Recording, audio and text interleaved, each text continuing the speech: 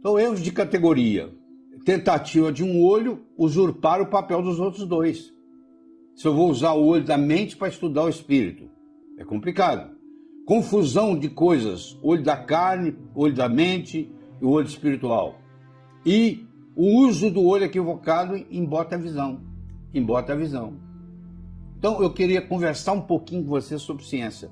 Que, aliás, do mesmo jeito que a palavra Jesus é explorada no mundo todo, muita gente usa Jesus para conseguir alguma coisa e vende e ganha dinheiro com a palavra Jesus, a palavra ciência também é banalizada, é explorada. Porque o cara fala assim, isso não é científico. Como se ele entendesse o que é científico. Ele nem sabe o que é ciência. É um sistema de adquirir conhecimento atento e profundo de algo baseando-se no método científico.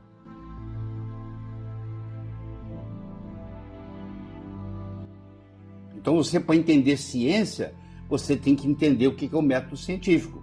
Porque sem o método científico, você não gera ciência. Então, isso ficou estabelecido. O método científico tem 3 partes.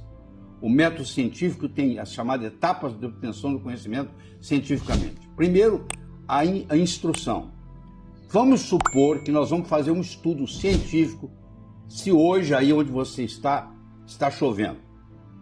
Então vem a instrução, ó, você vai sair daí, nós vamos pesar um algodão, quanto que numa balança de precisão, vamos pesar um algodão, você vai colocar esse algodão na mão, você vai lá fora e você vai ficar lá 1 minuto parado e com o algodão exposto. Quando você voltar, nós vamos pesar o algodão de novo. Se estiver chovendo, essa água vai encharcar esse algodão, nem que seja pouca coisa, e esse algodão vai mudar de peso. Então, essa é a instrução. Ó, nós vamos lá fora para ver se está chovendo. Para ser preciso, nós vamos usar uma balança de precisão. E nós vamos levar um algodão. E aí você vai lá e volta e pesa. Aí nós vamos fazer a apreensão disso. Ou seja, vamos pegar esse algodão molhado agora e vamos pesar de novo. Mas isso aí não parou ainda. Eu tenho que pegar um outro indivíduo que vai levar a mesma quantidade de algodão lá fora, ficar lá o mesmo tempo, trazer, pesar na mesma balança. Se eu fizer isso e der que está aumentando cada vez que vai lá, é porque está chovendo. Então, cientificamente, eu cheguei à conclusão, confirmei por vários que fizeram isso, 10 foram lá e 10 trouxeram e aumentou. Então, eu cheguei à conclusão que lá fora está chovendo, mesmo que seja uma chuvinha à toa. Então, você vê o método científico, ele passa pela instrução, pela apreensão do dado e pela confirmação de outros.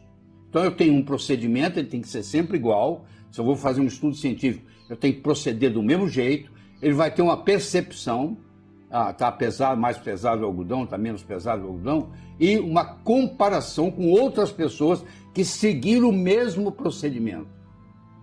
Então, isso aí, daí vem a estatística, para confirmar se isso é aleatório, se não é aleatório, entra a matemática, entra a estatística, e aí eu obtenho uma coisa que eu chamo de científico, que é usado e abusado. Isso não é científico. A pessoa, quando não sabe alguma coisa, ela fala assim, isso não é científico. E esse jargão é usado, e pior que para outra pessoa. Então, já que você acha que não é científico, você vai ter que me provar que não é. A prova está com você. Então, eu tenho 3 olhos do conhecimento.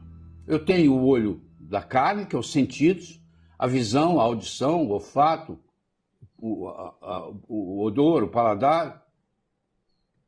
Eu tenho a razão, que é a mente, e eu tenho a contemplação. Eu vou para a montanha, vou sentar lá, vou ficar 3 horas falando um mantra e concentrado no nada. É a meditação mindfulness. Eu não vou pensar em nada. Vou ficar no aqui e agora, durante 3 horas. Vamos ver o que vai acontecer. Eu vou fazer isso 10 dias seguidos. Você também 10 dias, você 10 dias. Aí, de repente, começa a coincidir. Eu tive uma experiência extracorpórea. Eu também tive. Aí é um modo científico de você estudar usando o olho da contemplação. Certo? Então, eu tenho a ciência da carne, eu tenho a ciência da mente e eu tenho a ciência do espírito. O que eu não posso é confundi-las, porque aí dá briga. Então, o método científico, eu tenho a instrução, eu tenho a apreensão e eu tenho a confirmação, com a ajuda da estatística. Tá. Olhos do conhecimento, eu tenho os sentidos, que é o olho da carne, eu tenho a mente, que é o olho mental, e eu tenho o espírito, que é o olho espiritual.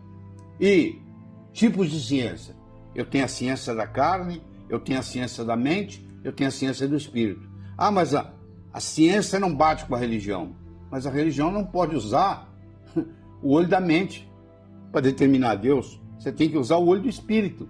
Você tem que fazer experiências explorando o olho do espírito. E se coincidir e confirmar, a ciência espiritual está mostrando isso. O que eu não posso é usar um olho para determinar outra coisa. A única constante é a mudança. Aprenda a amá-la. À medida que a taxa de mudança acelera, o resultado aparecerá caótico para os não iniciados. Isso é muito bonito. Mas há uma ordem elegante no caos. Poucos até agora aprenderam a reconhecer e a lucrar com isso. E é aqui que o futuro reside. Frank Oldman. Depois você olha na internet, esse indivíduo aí viveu 99 anos. E produzindo até a véspera da morte dele. Então, essas palavras são dele. Olha lá, vou ler de novo para você. A única constante é a mudança. Aprenda a amá-la. À medida que a taxa de mudança acelera, o resultado aparecerá caótico para os não iniciados. Mas há uma ordem elegante no caos.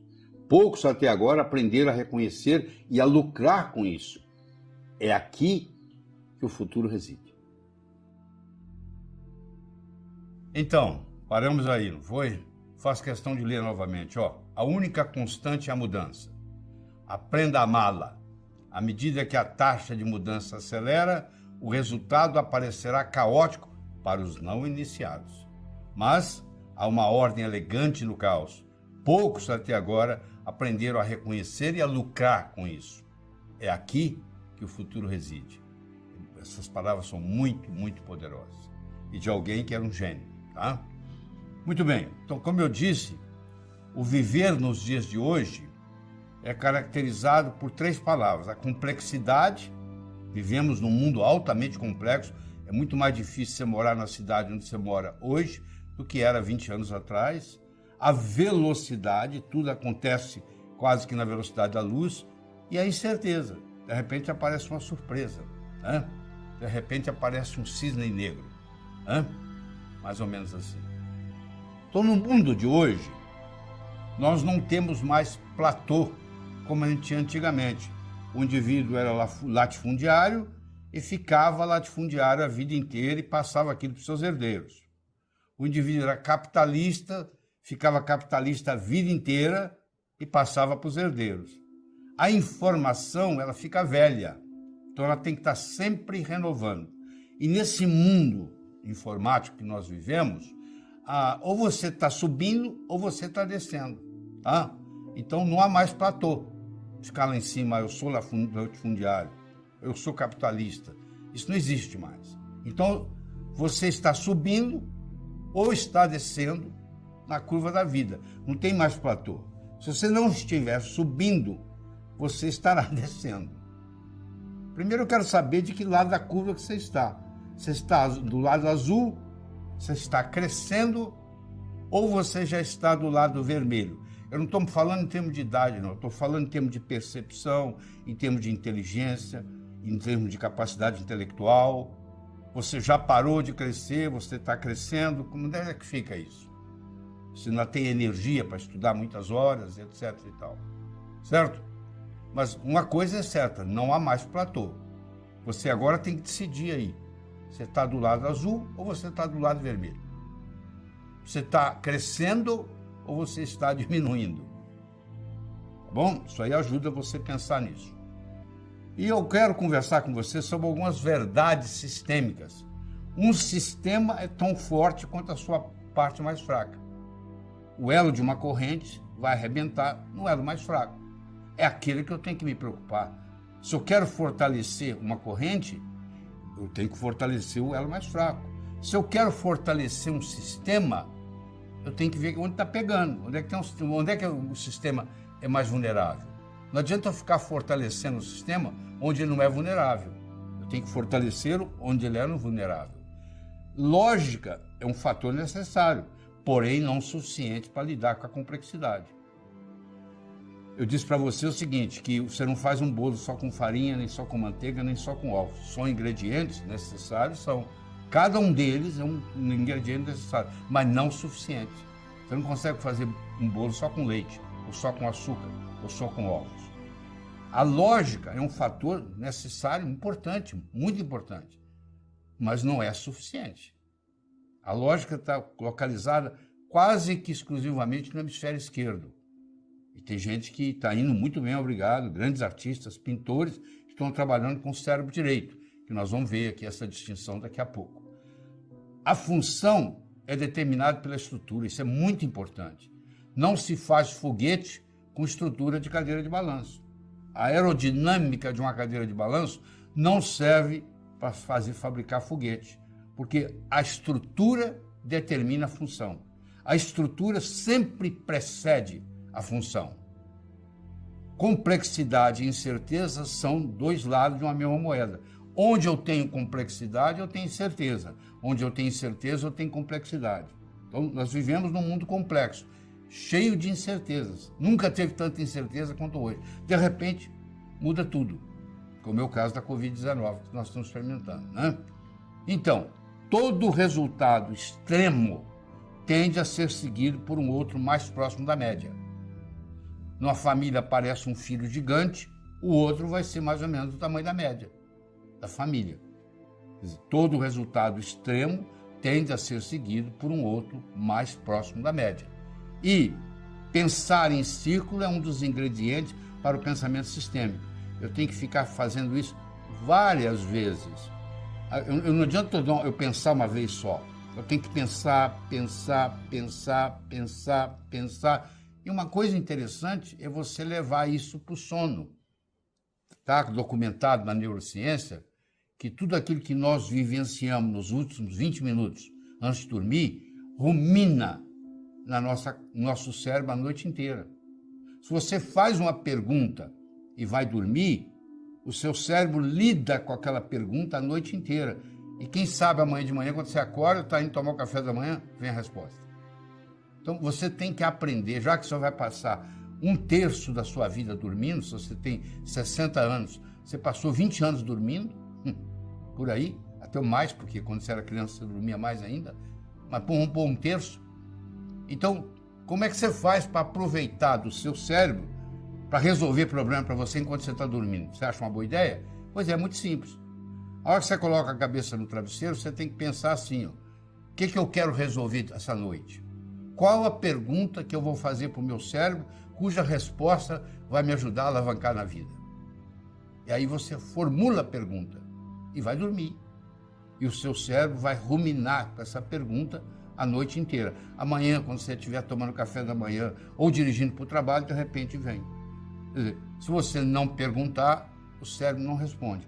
Você aprender a usar o seu cérebro enquanto você está dormindo, alavanca muita coisa na vida.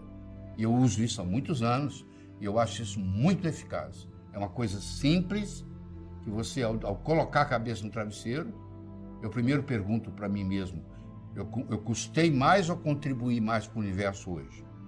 Eu estou contribuindo ou custando mais? Se você responde que você está contribuindo mais do que você está custando, o seu crédito lá em cima está aumentando. Se você está custando mais para o universo do que você está contribuindo, o seu débito lá em cima está aumentando. Então, um jeito de você falar, bom, coloquei a cabeça no travesseiro, como é que foi a minha vida hoje? Um retrospecto rápido. Eu contribuí mais ou custei mais para o universo? Isso é uma pergunta interessante. A outra pergunta interessante é você ver o que você quer resolver. Entendeu? Uma vez foi perguntado por Carnegie, o cara que construiu o Carnegie Hall, em homenagem a ele, que deixou o dinheiro, se ele conseguia ensinar para alguém a ser bem-sucedido na vida. Ele disse, ensino sim. Gasto 3 minutos para ensinar. Você, ao deitar, você faz uma lista das 6 coisas mais importantes que você tem que fazer no dia seguinte. Coloque essas 6 coisas em ordem de prioridade. Primeira, segunda, terceira, quarta, quinta e a sexta. quando você acordar no dia seguinte, você começa a trabalhar na mais importante. Quando acabar, a segunda mais importante. Quando acabar, a terceira, assim por diante. Você vai estar sempre trabalhando no mais importante que você precisa fazer. Essa simples recomendação muda a sua vida. Você deitar à noite, pôr a cabeça no travesseiro e pensar as 6 coisas importantes que você quer fazer amanhã. Colocá-las em prioridade, primeira, segunda, terceira, quarta, quinta e sexta, começar pela mais importante. Acabou aquela, agora mais importante é a segunda. Agora acabou aquela, mais importante é a terceira. E você vai estar sempre trabalhando no mais importante. Aí o seu dia vai render muito. São coisas simples e fazem a diferença. Tá. O problema aqui consiste em você pegar esses dois segmentos de uma figura geométrica, encaixar um no outro e fazer uma figura geométrica completa. Você fala, isso não é mistério. Eu pego uma, pego outra, faço isso, fiz um retângulo, certo? É isso mesmo. Mas a complexidade está chegando. A vida está sempre nos surpreendendo. Olha o que a vida trouxe agora. A vida trouxe isso aí, ó. E você tem que se juntar com os anteriores e continuar fazendo uma figura geométrica completa. Você fala, isso aí é fácil. Eu faço isso aqui, ó. Continua sendo um retângulo aí, ó. Muito bem. Mas a vida tem o direito de se surpreender.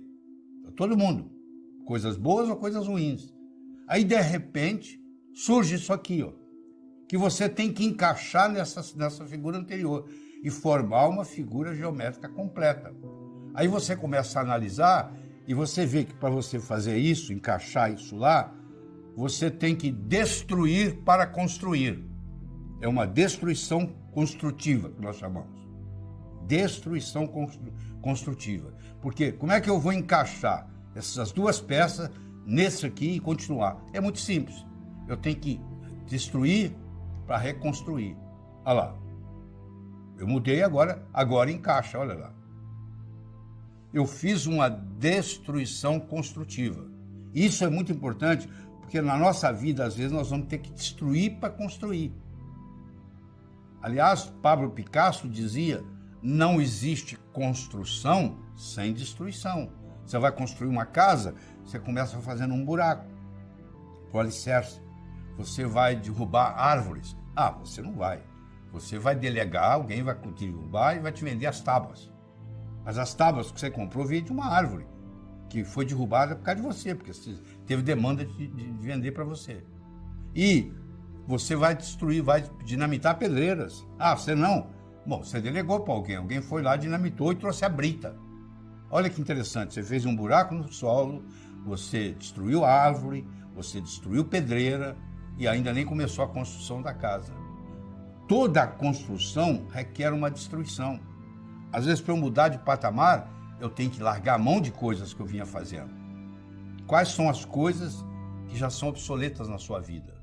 Quais são os modelos que você está usando que estão obsoletos e não lhe trazem resultado mais? Quais são as crenças que você vem usando desde criança que você não fez uma atualização? Quando eu tinha 7 anos de idade, a minha mãe dizia assim, não atravesse a rua sozinho.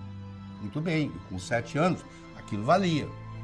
E já não vale mais. Se eu continuar com aquilo, é um problema. Aquilo ficou obsoleto, porque crescer, evoluir, significa se livrar de crenças obsoletas. Isso que a gente tem que estar fazendo.